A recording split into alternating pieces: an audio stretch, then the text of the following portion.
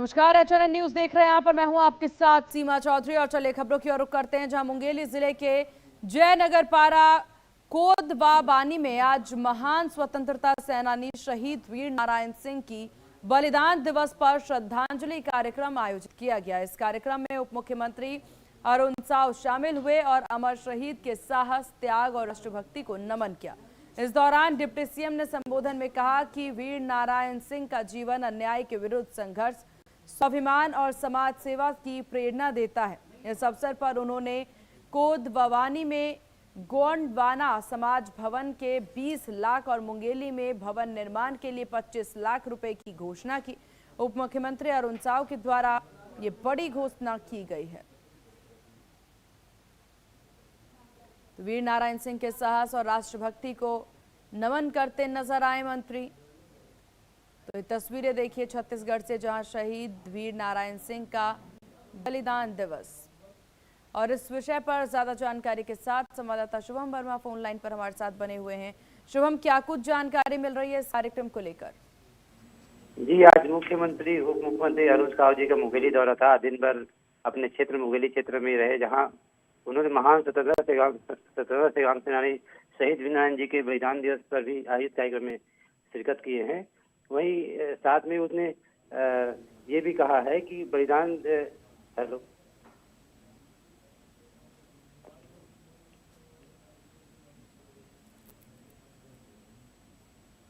बिल्कुल, हालांकि शुभम, क्योंकि ये कार्यक्रम काफी ज्यादा महत्वपूर्ण रहा है, कार्यक्रम में उप मुख्यमंत्री के द्वारा बड़ी सौगातें भी दी गई हैं, क्या कुछ जानकारी से लेकर? जी, गौरतलब है कि ग्राम में जिसने पत्थरपाला में आयोजित भी वहाँ शिरकत किए थे, वो उसने वहाँ विधायक जो लोकल विधायक थे उसे वहाँ भी सम्मिलित हुए थे। वहाँ सत्य, अहिंसा और सनातन के संदेश को आत्मसम्मान करना बताया।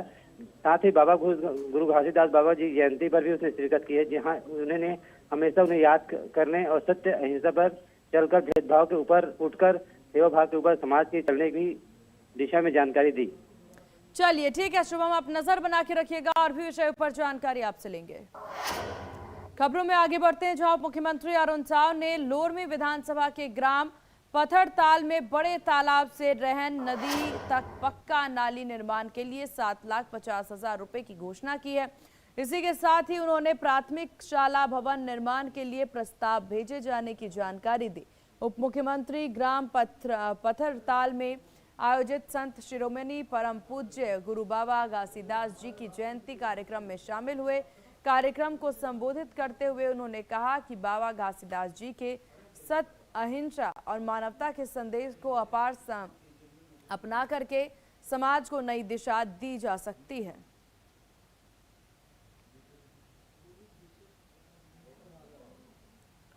तो छत्तीसगढ़ से खबर, जहां प्राथमिक शाला भवन के लिए प्रस्ताव को उप मुख्यमंत्री के द्वारा मंजूरी दी गई है। बाबा घासीदास जयंती कार्यक्रम में उप मुख्यमंत्री शामिल हुए, डिप्टी सीएम अरुण साव इन तमाम कार्यक्रमों में शामिल हुए। ये बड़ी जानकारी आपको दे दें, प्राथमिक शाला भवन के लिए प्रस्ताव को मंजूरी। बाबा घासीदास जयंती कार्यक्रम में उप मुख्यमंत्री अरुण साव हुए हैं शामिल। तो उप मुख्यमंत्री अरुण साव ने लोरमी विधानसभा के ग्राम पत्थरताल में बड़े तालाब से रहन नदी तक का नाले निर्माण के लिए 7,50,000 रुपए की घोषणा भी यहां पर की।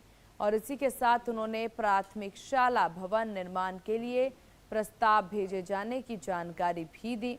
उप मुख्यमंत्री ग्राम पत्थरताल में आयोजित संत शिरोमणि परम पूजनीय गुरु बाबा घासीदास जी की जयंती कार्यक्रम में शामिल हुए। कार्यक्रम को संबोधित करते हुए उन्होंने कहा कि बाबा घासीदास जी के सत्य, अहिंसा और मानवता के संदेश को अपनाकर समाज को नई दिशा दी जा सकती है।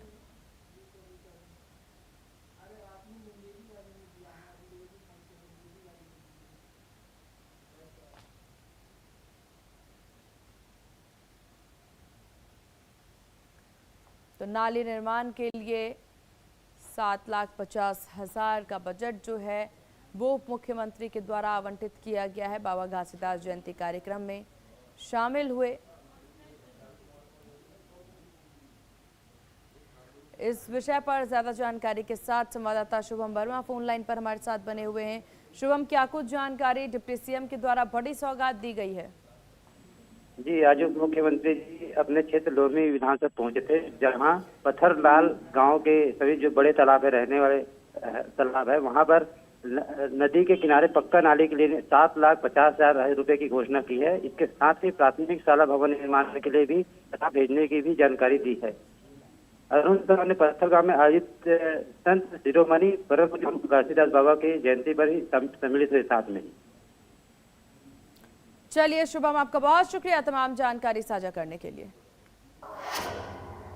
चलिए खबरों में आगे बढ़ते हैं, जहां इंदौर में दूषित पानी की वजह से लोगों की हुई मौत के बाद अब रायपुर में अलर्ट जारी कर दिया गया है। इस मामले को लेकर के डिप्टी सीएम अरुण साव ने पेयजल की सुरक्षा को लेकर के अधिकारियों को निर्देश जारी किए हैं और इसके तहत अधिकारियों को पाइपलाइन को चेक करने का आदेश जारी किया गया है। तो इंदौर के पेयजल घटना के बाद रायपुर में भी अलर्ट जारी किया गया है। ये बड़ी जानकारी आपको दे दे, डिप्टी सीएम अरुण साव के द्वारा ये अलर्ट जारी करने की बात कही गई है। तो ये बड़ी जानकारी, इंदौर के पेयजल घटना के बाद रायपुर में alert, deputy CM Arun Sao ने ये निर्देश जारी किया है। पाइपलाइन को चेक करने के आदेश जो हैं वो जारी किए गए हैं। इंदौर के पेयजल घटना के बाद अब छत्तीसगढ़ में भी अलर्ट जारी कर दिया गया है। रायपुर में अलर्ट केवल शहरों में बल्कि वरन ग्रामीण क्षेत्रों में भी लोगों को पेयजल शुद्ध मिले, इसके लिए हमारे दोनों विभाग सचेत हैं और भी आवश्यक सतर्कता बरतने के निर्देश दोनों विभाग के उच्च अधिकारियों को दिया है कि एक बार सारी व्यवस्थाओं का रिव्यू कर ले। पानी जीवन के लिए महत्वपूर्ण चीज़ है और सभी को रोज़ पानी की ज़रूरत होती है और इसलिए पानी में किसी तरह का कोई दिक्कत ना हो, ये सुनिश्चित करने के लिए दोनों विभागों को निर्देशित किया है।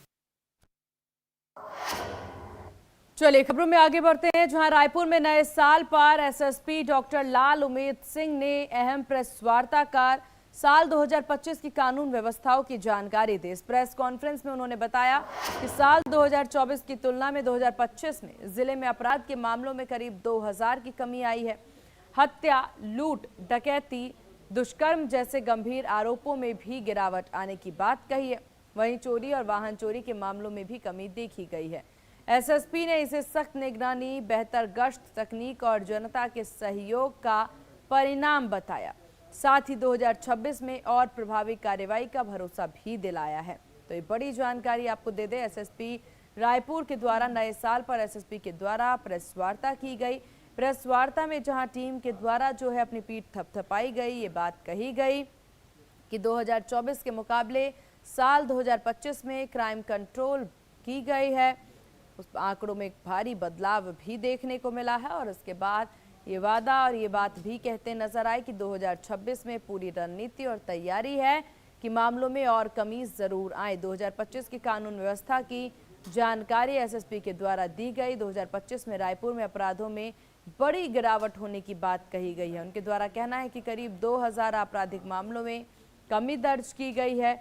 हत्या, लूट, डकैती और दुष्कर्म के मामलों में गिरावट का जिक्र भी किया गया है। हालांकि चोरी और वाहन चोरी केस में भी कमी की बात कही गई। इस सब के बाद अंत में 2026 में और प्रभावी सुकमा बीजापुर में सुरक्षा बलों का अभियान जारी है। सुरक्षा बलों ने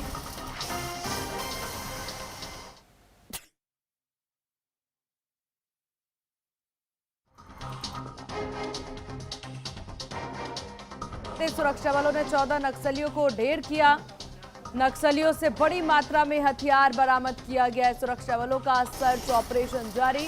सुकमा के किस्टाराम इलाके में नक्सलियों की मौजूदगी की सूचना मिलने पर डीआरजी टीम को ऑपरेशन पर रवाना किया गया। बता दें कि शनिवार सुबह करीब 8 बजे नक्सलियों ने फायरिंग की, जिसके जवाबी कार्रवाई में सुरक्षा बलों ने 14 नक्सलियों को ढेर कर दिया। सभी के शव और हथियार बरामद किए गए हैं। वहीं बीजापुर के माओवादियों की मौजूदगी की सूचना मिलने पर डीआरजी की टीम ने नक्सल विरोधी अभियान शुरू किया।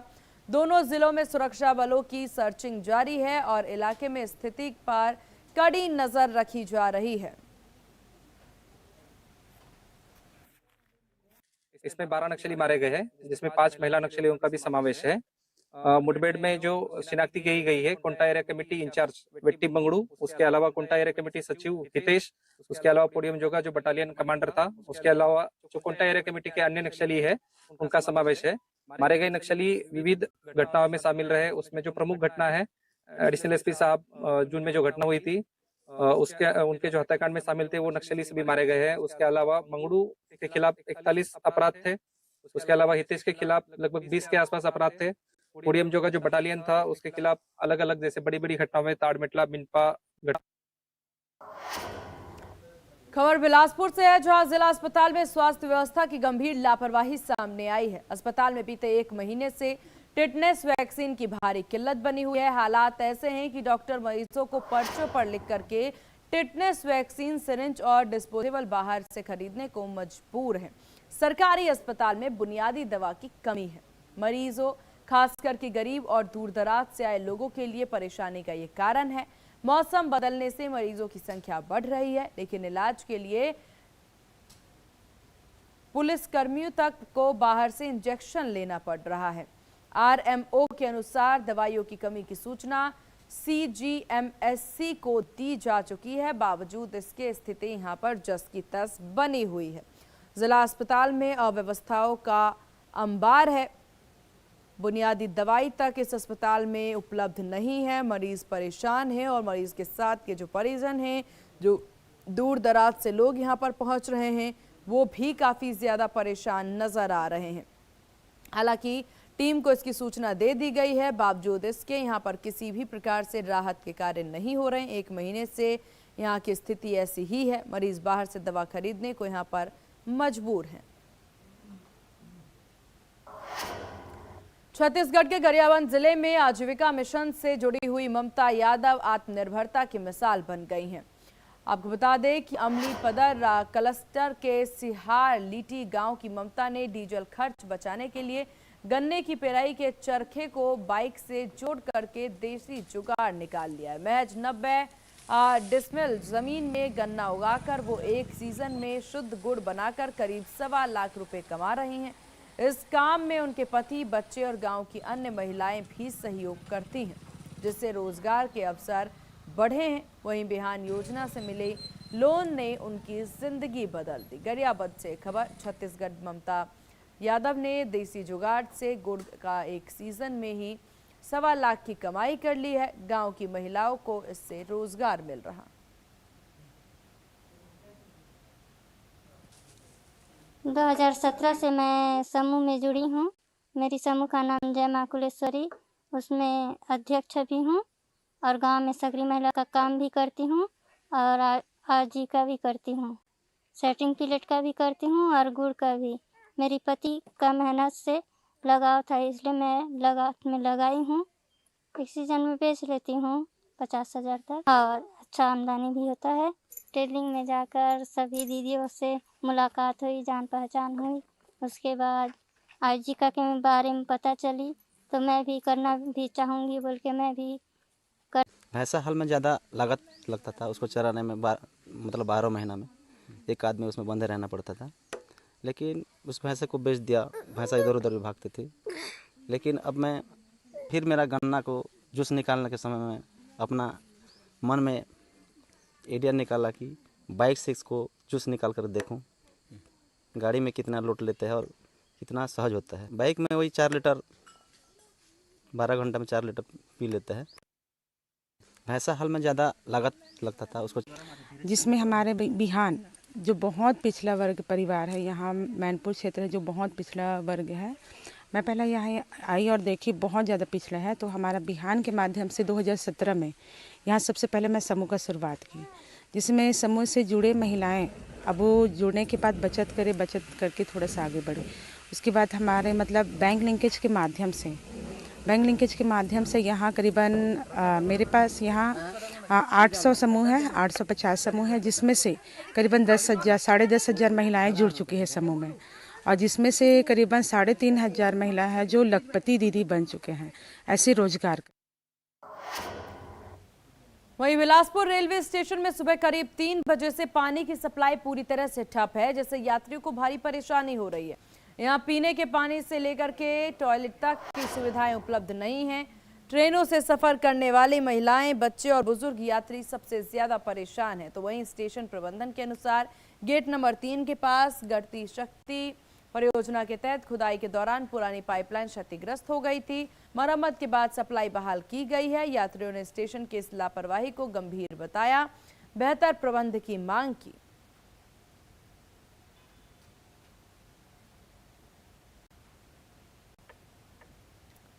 तो बेहतर प्रबंध की मांग यात्रियों द्वारा की जा रही है। चलिए खबरों में आगे बढ़ते हैं, जहां जांजगीर चांपा जिला के धार्मिक नगरी शिवरी नारायण में शबरी कार सेवा की शुरुआत की गई है। कलेक्टर और एसपी ने इस मौके पर अनूठा प्रयास करते हुए नगरवासियों और पर्यटकों को प्लास्टिक मुक्त और स्वच्छ शिवरी नारायण की शपथ दिलाई। वहीं नगर में स्वच्छता बनाए रखने के लिए स्थानीय नागरिकों को स्वच्छता सेनानी बनाया गया। कार्यक्रम में मौजूद लोगों से अपील की गई है कि वो नगर को साफ सुथरा रखने में सक्रिय योगदान दें, प्लास्टिक का उपयोग कम करें। तो वहीं अधिकारियों ने कहा कि ये पहल न केवल नगर की स्वच्छता बढ़ाएगी बल्कि धार्मिक और पर्यटन दृष्टि से भी शिवरी नारायण को आकर्षक बनाएगी। चलिए खबरों में आगे बढ़ते हैं। छत्तीसगढ़ के गरियाबंद में बिजली की वितरण कंपनी ने बकाया वसूली अभियान चलाया।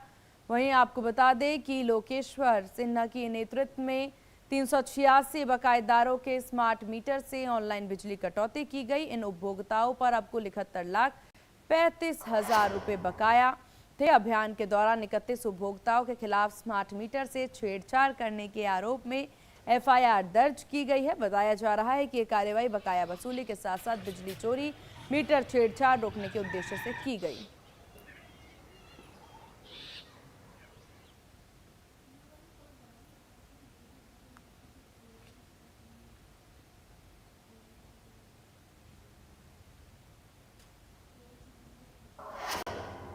छत्तीसगढ़ के जशपुर में रात्रि गश्त के दौरान पंजाब नेशनल बैंक एटीएम से लूट की बड़ी घटना सामने आई है। हालांकि ये घटना जो है वो टलती नजर आई लूट की, क्योंकि रात 1 बजे से 2 बजे के बीच में अज्ञात आरोपियों ने एटीएम मशीन को रस्सी से बांधकर पिकअप के वाहन से खींचने की कोशिश की। पुलिस ने पीछा किया। आरोपियों ने पिकअप में रखे हुए पत्थरों से पुलिस पर वार किया, जिससे कि शीशा क्षतिग्रस्त हुआ है पुलिस वाहन का। इसके बाद आरोपी पिकअप छोड़कर फरार हो गए।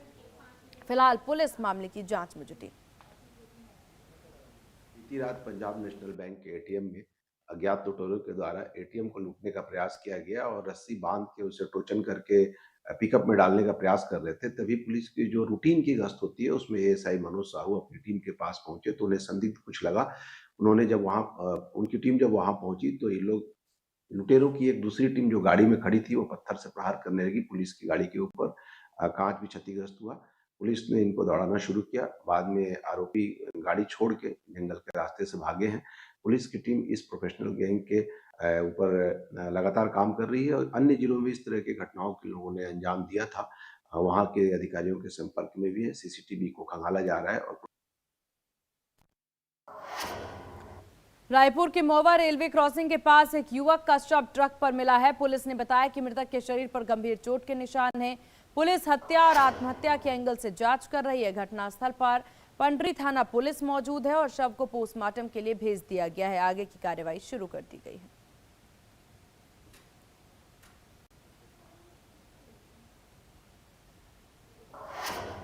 और इन्हीं खबरों के साथ इस बुलेटिन में बस इतना ही। बने रहिए HNI न्यूज के साथ। नमस्कार।